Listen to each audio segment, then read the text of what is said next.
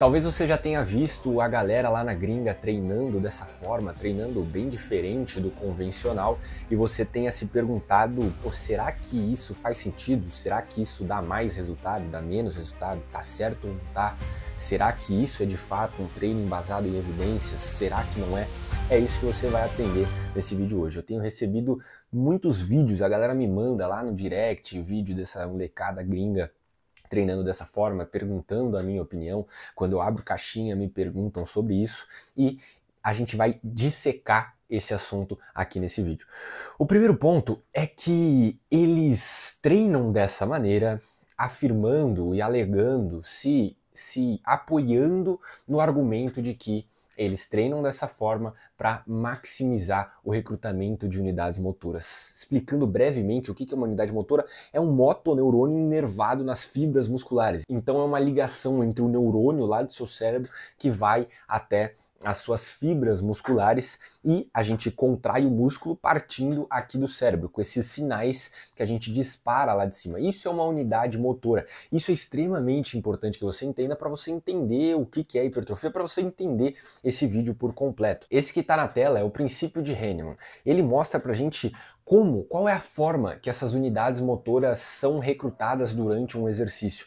No início, quando a gente tem pouca força, a gente tem pouca quantidade de unidades motoras sendo recrutadas, e essas que são recrutadas, que são essas verdinhas, elas são unidades motoras menores, como está aqui na imagem, unidades motoras do tipo 1. Quanto mais força a gente faz, quanto mais para a direita a gente vai aqui nesse gráfico, mais a gente começa a recrutar essas unidades motoras, essas bolinhas azuis, que são as unidades motoras do tipo 2, que são de alto limiar. Elas são as que hipertrofiam mais em maior magnitude. Por natureza, a gente tem um déficit de unidades motoras que a gente não consegue alcançar. Tem essa linha vermelha, a partir dela, cara, a gente pode fazer o esforço que for, mas a gente nunca vai recrutar 100% das unidades motoras. Só que é de extrema importância que a gente consiga bater nessa linha vermelha, no máximo que a gente fisiologicamente é capaz de recrutar. Mas algumas coisas fazem com que esse recrutamento de unidades motoras seja prejudicado. Então, quando a gente tem, por exemplo, instabilidade num exercício, complexidade, alta complexidade, muita demanda por coordenação, então, por exemplo, um exercício instável sei lá, cara, um agachamento é mais instável, um agachamento livre é mais instável que um agachamento na barra guiada, por exemplo. Um agachamento búlgaro com halter é mais instável do que um agachamento búlgaro no Smith, por exemplo. Complexidade, pô, você pega um exercício complexo, por exemplo, o desenvolvimento Arnold, você sobe aqui, você desce, você gira, você não sei o que. Então esse é um exercício com alto grau de complexidade. Demanda por coordenação motora. Esses dias eu tava na academia e eu vi um cara, não é um julgamento, nada, nem sei para que ele treina, talvez isso pro esporte dele seja muito bom, mas pensando nesse complexo, é sim um exercício que demanda muita coordenação. O cara tava fazendo um stiff com uma perna lá pro alto e a outra apoiada no chão. Ele descia, fazia o stiff, subia, fazia uma remada curvada com uma barra e aí voltava. Cara, um exercício extremamente complexo. Repito, não é nenhum tipo de julgamento porque eu não sei o que ele estava fazendo e o que ele queria com aquele exercício. Mas, para o nosso caso, pensando em hipertrofia, ele exige muita coordenação, exige equilíbrio, tem instabilidade. Isso tudo resulta nesse último tópico aqui, que é o aumento de quantidade de massa muscular envolvida na tarefa. Tudo isso aqui, instabilidade, mais complexidade, mais demanda por coordenação, faz com que a gente tenha que recrutar muitos outros músculos para conseguir realizar aquela tarefa. E quanto mais massa muscular a gente tem envolvida na tarefa, acontece uma coisa curiosa e não muito interessante, que é a gente abaixa essa linhazinha pontilhada vermelha, ela cai, ela vem mais para baixo.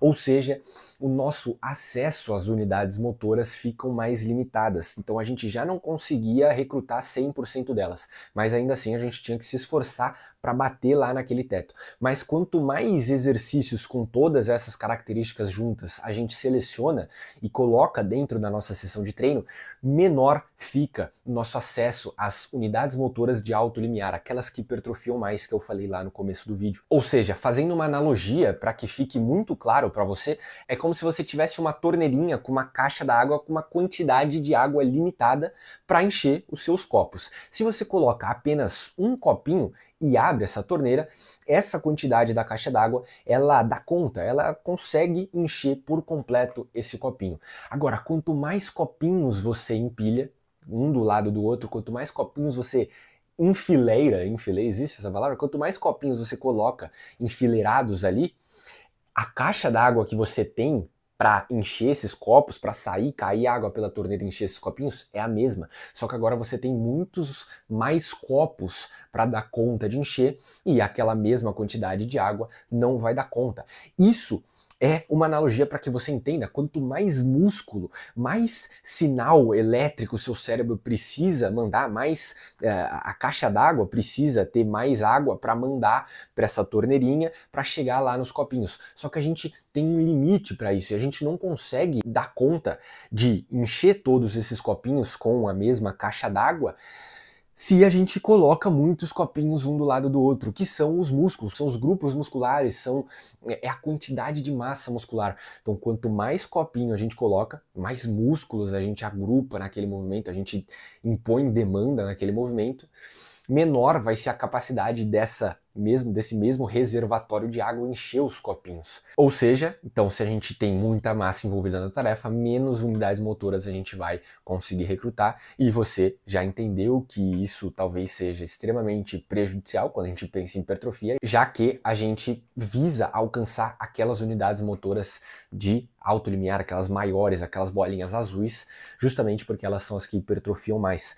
Então esse é o argumento que esses gringos usam para embasar esse tipo de treino que eles vêm fazendo e vêm postando e vêm viralizando, pelo menos aqui no Brasil, nas redes sociais. Só que nem tudo são flores, a gente tem que limpar as nossas lentes e olhar com um olhar um pouco mais cético e usar de verdade a ciência e não se ludibriar em pequenas, a gente tem que olhar num cenário mais macro. Isso tem extrema plausibilidade biológica, faz sentido do ponto de vista biológico esse argumento e esse ponto de vista, mas a gente tem que dar um zoom out e entender a questão como um todo. Quando a gente olha alguns trabalhos como esses aqui, por exemplo, que compararam treinos unilaterais versus bilaterais, ou seja, treinos com menos massa muscular envolvida na tarefa e mais massa muscular envolvida na tarefa, ou que investigaram, por exemplo, a diferença entre exercícios monoarticulares e multiarticulares para o desfecho de hipertrofia, a gente não obteve nenhum resultado significativo para nenhum dos dois grupos. Ou seja,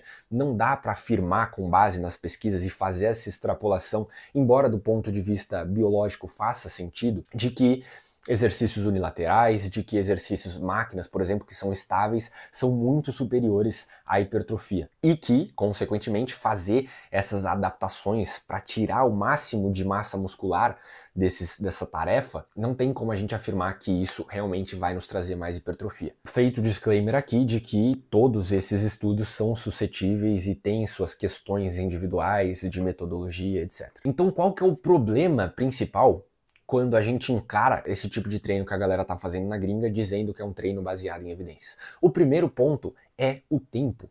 Cara, quando você pensa em fazer todos os exercícios do treino de forma unilateral, você praticamente dobra o seu tempo de treino, porque você tem que fazer uma série com um braço ou com uma perna, descansar para outra série com outro braço, com a outra perna, fazer de novo, então você praticamente dobra o seu tempo de treino. Além de que o que também vai aumentar, esses dias eu recebi uma mensagem lá no Instagram era um exercício usando a caneleira para fazer uma puxada, uma extensão de ombro com a caneleira aqui, então a caneleira aqui no cotovelo, na verdade.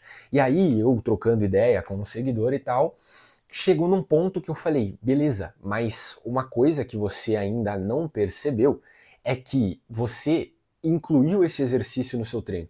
Só que a partir do momento que você incluiu uma puxada com a caneleira aqui, você tirou automaticamente demanda do bíceps que você teria numa puxada fazendo de forma normal, segurando uma manopla ou na máquina, sei lá, você tirou a demanda do bíceps e essa demanda, ela conta para o seu volume de treino. E aí eu falei para ele, então você fez esse ajuste para contrabalancear? Ele falou, não tinha pensado por esse lado, por esse ponto de vista.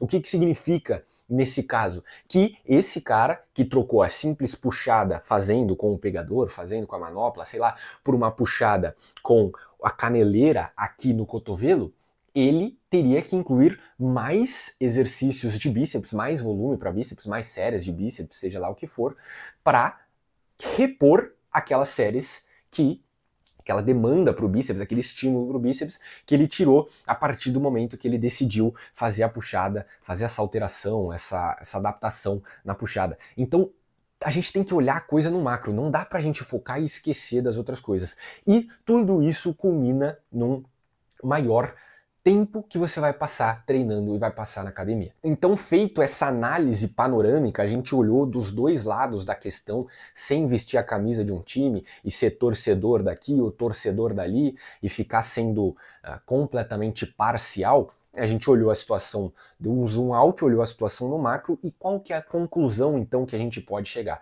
Primeiro você tem tempo? Porque a gente viu que esse é um dos maiores problemas que a gente se depara, uma das maiores barreiras para treinar dessa forma que a molecada lá na gringa está treinando. Então você tem tempo? O primeiro ponto é esse. Segundo você curte, você testou e você gostou? Na sua prática ali, você curtiu, você ficou mais motivado, você, pô, que da hora, não, gostei de treinar assim, não gostei, achei nada a ver, desconforto, tal, sei lá. A galera da academia ficou me olhando estranho, então eu fiquei mais acuado e não gostei.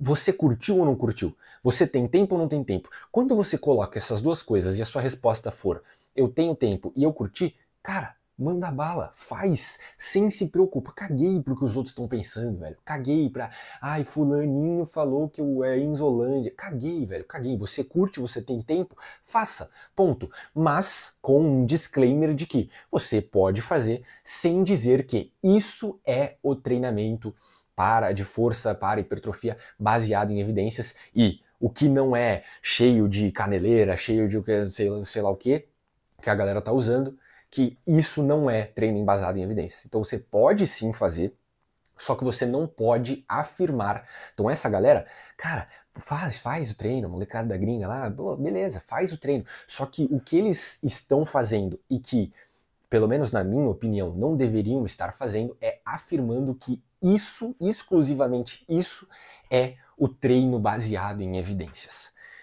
Porque aí a gente tem um grande problema quando, visto que a gente já olhou de outro ângulo, olhou de um macro, deu um zoom out ali, fez uma visão panorâmica e viu que, tem uma plausibilidade biológica, mas os estudos que investigaram diretamente isso, os ensaios clínicos, as revisões, nada, pelo menos até o presente momento em que eu gravo esse vídeo, nos mostra que fazer exercícios unilaterais ou monoarticulares em máquinas com menos quantidade de massa muscular envolvida na tarefa são mais benéficos para a hipertrofia, resultam em mais hipertrofia. Ainda assim, me perdoa com toda a minha sinceridade dizer, isso provavelmente, o que a galera tem chamado de Enzolândia, isso aqui é patético para musculação, tá? Pode parecer estranho e tal, mas eu sinto muito, tá? Eu sinto muito, mas isso provavelmente ainda é melhor para hipertrofia, um treino dessa forma, do que 95% dos treinos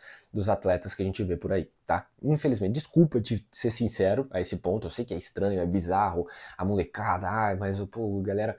Mas é a verdade, eu não posso fazer nada. E aí quando me perguntam isso aqui eu falei de um ponto de vista imparcial, sem a minha opinião, eu falei analisando as evidências. Mas quando perguntam a minha opinião, direto me mandam lá uns vídeos dessa molecada e me perguntam assim, mas o que você acha sobre isso? O que você... Não, mas porque isso aqui é bizarro, o que você pensa, o que você... E aí quando a galera me pergunta isso, eu respondo que, cara, eu tava lendo, eu tava treinando, eu tava estudando, eu tava trabalhando, eu não tive tempo pra parar pra ficar pensando e me preocupando no treino dos outros. O cara quer fazer, cara, não importa. É a mesma coisa eu te perguntar assim, o que você acha do alfinete? Sei lá, velho, o alfinete ele existe, ele tá ali, ele não muda na minha vida, não vou perder meu tempo. Então, se você curte, faz. Se você não curte, caguei, deixa os caras que curtem fazer, tá? Não, saca? Pô, não tem... A galera entrou num negócio que eu nem vou me aprofundar nesse tópico agora, no treino, que a galera tá mais preocupada em estar certa, em vestir uma camisa e falar, não, ser partidária ou os treinos embasados em ciência, ou os old school, agora os super embasados em ciência, ou sei lá o quê, do que, cara, curtir, fazer um negócio e ter resultados e testar e falar, não, isso aqui eu testei, não deu certo pra mim, isso aqui... Saca? Então eu tenho que trabalhar, cara, não tenho tempo pra ficar aqui. Eu acho que quem tá pensando demais, se preocupando demais, achando demais do treino dos outros, tá faltando trabalho, tá faltando estudar, tá faltando livro pra ler, tá faltando as coisas. Porque, pô, a vida tá aí, você vai perder seu tempo se preocupando com o que os caras do outro lado do oceano estão fazendo, se eles estão usando a caneleira aqui ou aqui, sei lá o que, pelo amor de Deus. Enfim, e aí, pelo outro lado, se você não curte ou não tem tempo, simplesmente não faça e tenha ciência de que isso não é um treino embasado. Somente isso é o treino embasado em ciências. Se você tem um treino com um volume muito bem adequado, muito bem gerido ali, com uma divisão de treino que te permite gerir bem esse volume, que te permite alocar bem esse volume ao longo da sua semana, com uma boa seleção de exercícios que você gosta, que não são tão redundantes entre eles, que você progrida nesses exercícios ao longo do tempo, chegue até a falha na sua série, se esforce muito, jogue o seu falhômetro lá no talo durante as suas séries, descansar bem, etc. Isso sim é treino embasado em evidências. Agora, se você vai fazer com a caneleira aqui, ou com a caneleira aqui, ou com a... Isso não é treino embasado em evidências, tá? Isso é um excesso de preciosismo, pensando numa visão muito mecanicista e usando os estudos mecanicistas que não se mostraram tantos significativamente diferentes e com maiores resultados para hipertrofia na prática.